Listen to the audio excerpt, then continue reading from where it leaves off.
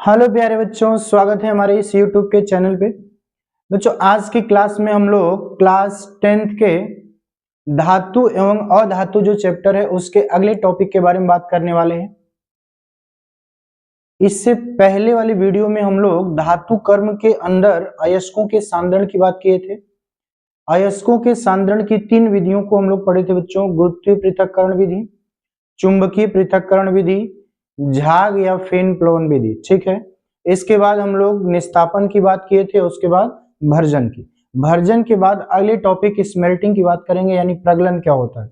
ठीक है, तो जो भी निस्तापन या भर्जन के द्वारा जो अयस्क प्राप्त होता है बच्चों, उस अयस्क में हम लोग करते क्या है, उस अयस्क में कोक मिलाते हैं। ठीक ना, कोक का मतलब कार्बन की राख कर लीजिए। ठीक ना, कोक मिलाते हैं, उस कोक के साथ कैल्शियम कार्बोनेट मिलाया जाता है और सिलिका मिलाया जाता है। यानी कि जो भी अयस्क है आपके पास, उसमें हम लोग क्या मिलाएंगे, उसमें कोक मिलाएंगे, कैल्शियम कार्बोनेट और सिलिका, और इस पूरे मिश्रण को हम लोग वात्या भट्टी में क्या करते हैं, गर्म करते हैं।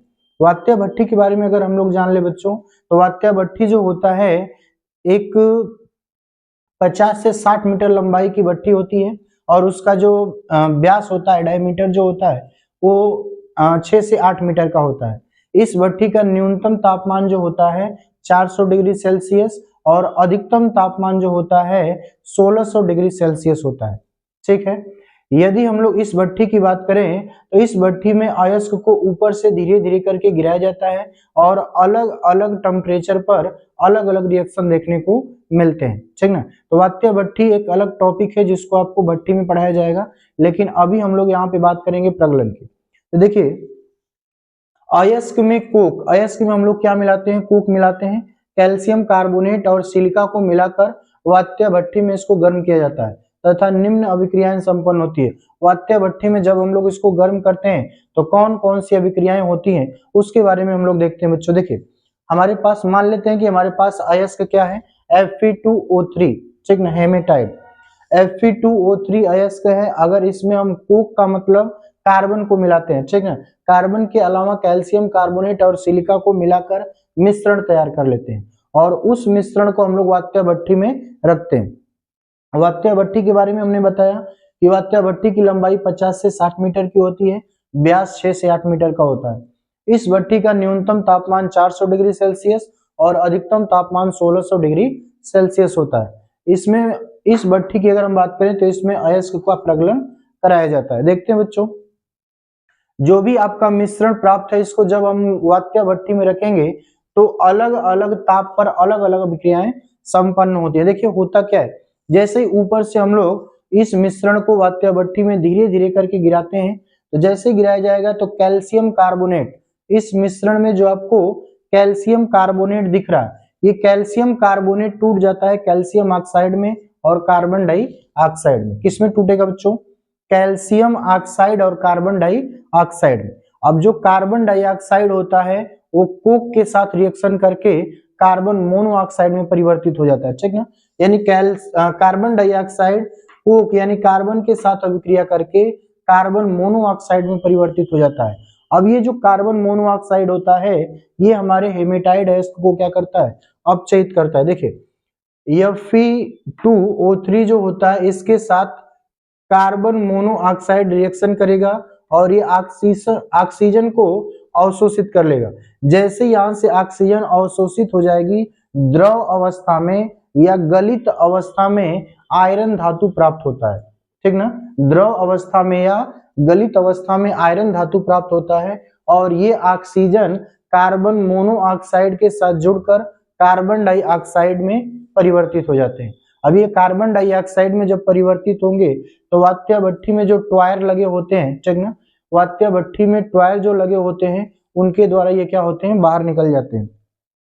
वात्या भट्टी में बचते क्या है बच्चों, कैल्शियम ऑक्साइड बच गया, और हमने जो सिलिका मिलाया था वो बच गया। तो ये क्या करते हैं, कैल्शियम ऑक्साइड और सिलिका जो होते हैं, ये आपस में अभिक्रिया करके कैल्शियम सिलिकेट बनाते हैं। क्या बनाते हैं, कैल्शियम सिलिकेट। और ये कैल्शियम सिलिकेट जो होता है धातु मल होता है। ये धातु मल या अशुद्धि के रूप में प्राप्त होता है, और द्रव अवस्था में हेमेटाइड अयस्क से हमको क्या प्राप्त होता है, आयरन धातु।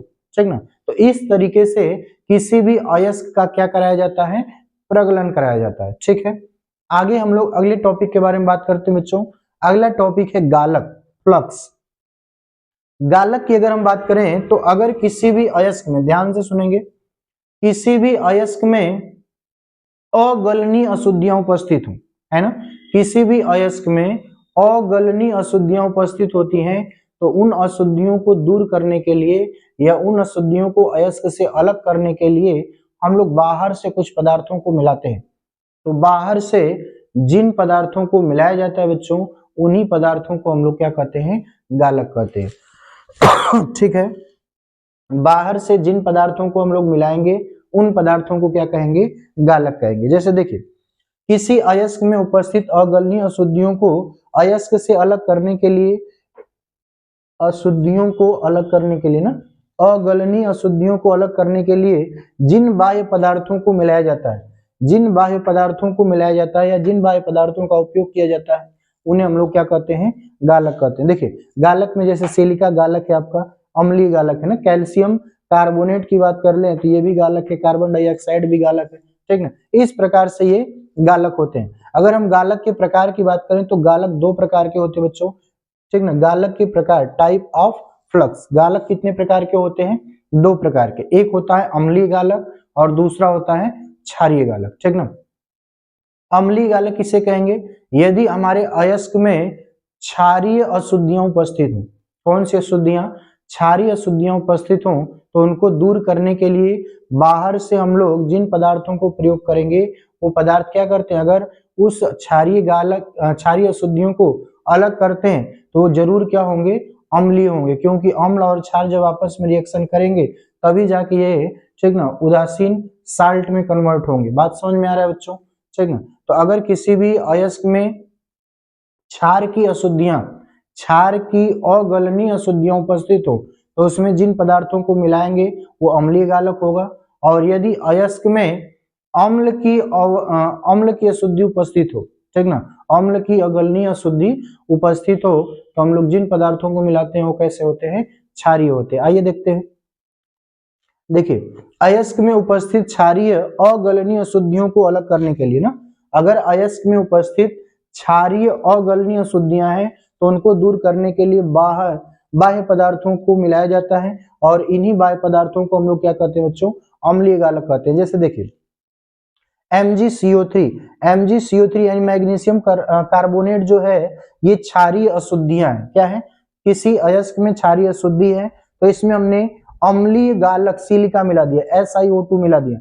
जैसे SiO2 मिलाएंगे तो ये मैग्नीशियम कार्बोनेट जो होगा, ठीक ना, कार्बोनेट आयन टूट जाएगा कार्बन डाइऑक्साइड में, और इसका एक ऑक्सीजन सिलिका के साथ जुड़ेगा, सिलिकेट में कन्वर्ट होगा, यानी मैग्नीशियम सिलिकेट बनेगा धातुमल के रूप में, और कार्बन डाइऑक्साइड। तो यहाँ पे किसी भी अयस्क में क्षारीय अशुद्धि जो मैग्नीशियम कार्बोनेट है, ये अम्लीय गालक, यानी जो बाहर से हमने सिलिका मिलाया अम्लीय गालक के रूप में, ये इसको क्या करेगा, गलाकर अलग कर देगा, धातुमल के रूप में अयस्क से अलग कर देगा। ठीक है, आगे हम लोग बात करते हैं बच्चों क्षारीय गालक, बेसिक फ्लक्स। देखिए, क्षारीय गालक की बात करें तो इसी का जस्ट अपोजिट है, अयस्क में उपस्थित अम्लीय अगलनीय अशुद्धियों को, ये क्षारीय अगलनीय अशुद्धियों को दूर करने के लिए हम लोग अम्लीय पदार्थ मिला रहे थे, इसमें क्या करेंगे, अम्लीय अगलनीय अशुद्धियां हैं तो इनको दूर करने के लिए क्षारीय पदार्थ मिलाएंगे। ठीक ना, तो अयस्क में उपस्थित